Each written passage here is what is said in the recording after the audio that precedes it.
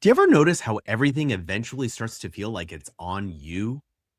A patient doesn't improve, so you think about it on the drive home. A lab comes back abnormal at 5:12 p.m.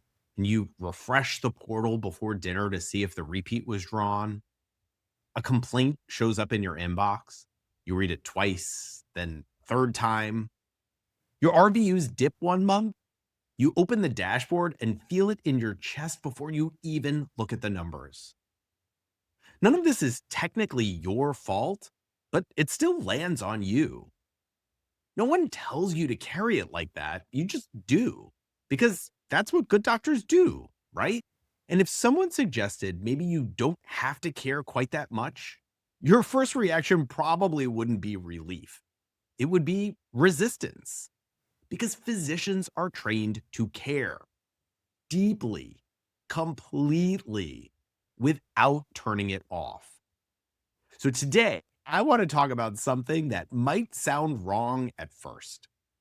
You're allowed to care less. Well, hey everyone, and welcome back to another episode of the Better Physician Life podcast. Thank you so much for being here today. Okay, I get it. You heard that last line and thought, what? Is he serious? Yes. And when I say you're allowed to care less, I want to be really precise. I'm not talking about not caring at all. I'm not talking about cutting corners. I'm not talking about lowering your standards. I'm talking about the difference between being accountable for your decisions and carrying everything that happens after. There was a stretch in my career where I believed the only way to be a good physician was to make it all my responsibility. Every outcome, every metric, every Press Ganey score, every portal message that came in at 9:37 p.m. If something went wrong, I replayed it in detail. If someone was unhappy, it stayed with me for days. And if my productivity dipped, I recalculated my compensation while finishing charts. At the time, that felt like professionalism. It felt like ownership and integrity. What I didn't see was how all of it was building in the background. It looked like lying in bed at night, replaying a case that already had a reasonable plan. It looked like checking my inbox one more time before brushing my teeth. It looked like snapping at my kids because I was still mentally in a conversation from 2:15 that afternoon. It looked like sitting at dinner and half listening because I was wondering whether my patient would actually pick up the medication I prescribed. At some point, I had to ask myself why it felt like everything was on me. And that's when I saw it. I wasn't just taking responsibility for my decisions, I was taking responsibility for outcomes I didn't fully control. Non-compliant patients, system delays, prior authorization denials, staffing shortages, administrative policies I didn't design, complications I couldn't have prevented. I treated all of it like it was my responsibility. Medicine trains you to own your work. If your name is on the chart, you're responsible. If you made the decision, you own it. That's not negotiable. But over time, that ownership can spread. You start to believe that if something goes poorly, somewhere in the chain of events, you should have anticipated it, prevented it, absorbed it. And that's where the line blurs. Accountability means you review your decisions, you correct mistakes, and you learn. Making everything your responsibility means if something goes wrong anywhere along the line, you take it personally. And here's the uncomfortable part. For a lot of physicians, that extra weight feels like proof. Proof that you care, proof that you're thorough, proof that you're not the kind of doctor who just shrugs things off. If you replay the case at night, that means you're conscientious. If you feel bad for days after a complication, that means you're committed.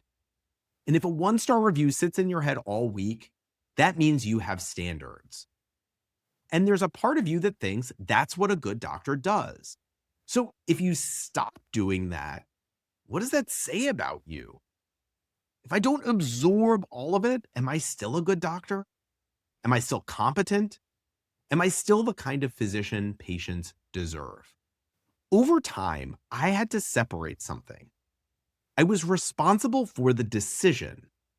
I wasn't responsible for whether the patient followed through. I was responsible for documenting clearly. I wasn't responsible for the prior authorization algorithm. I was responsible for my clinical judgment.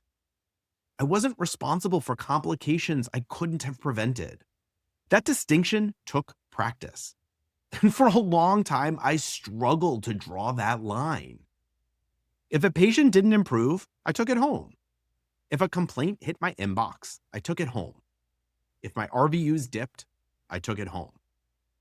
I told myself that was professionalism. That was ownership. That's what a good doctor does. I thought that was the job, but it didn't make me better. It made me tired. It made me reactive. It made me shorter at home, less patient with my kids, more distracted with my wife, half listening to a conversation while trying to figure out whether I'd hit my RVU target. None of that made me a better doctor. It didn't improve any clinical outcomes. It just showed up at my dinner table. There's a difference between caring deeply and carrying everything. One sharpens your judgment. The other just wears you down. So I started asking simple questions at the end of the day. Was this my decision? Did I miss something? Did I make an error in judgment? And if the answer was yes, I fixed it. But if the answer was no, I worked on letting it stop there. That sounds simple. It's not. Because letting it stop there feels wrong at first. It feels like you're lowering the standard. You're not. Caring deeply and carrying everything are not the same thing. A slow RVU month isn't a verdict on your value. A complaint doesn't define your professionalism. A complication doesn't erase your clinical judgment. But if you treat all of it like it does, everything lands on you. And when everything lands on you, you never really turn it off. You're still thinking about it when the day is technically over. You can sustain that pace for a long time until you can't. So what does care less actually mean in practice? It meant noticing when I was worked up at the end of the day, when something was still running in the background.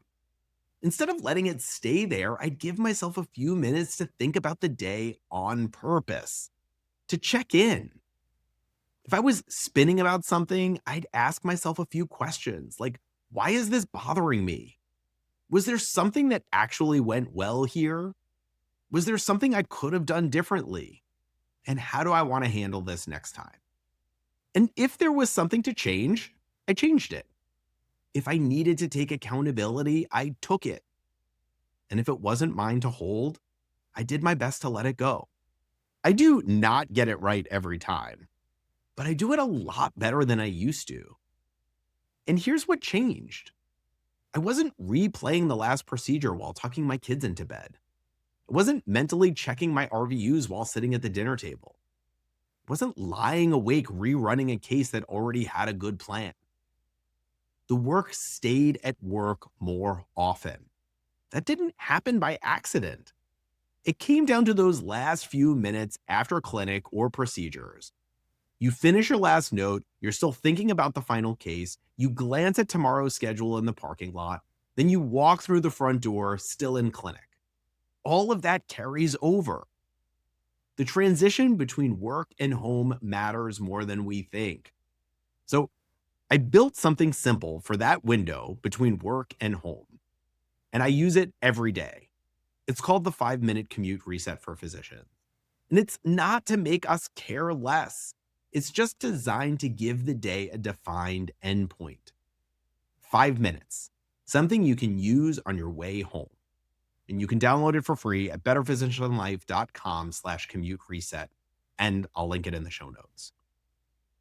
Because you'll still care. You'll still prepare. You'll still review your decisions.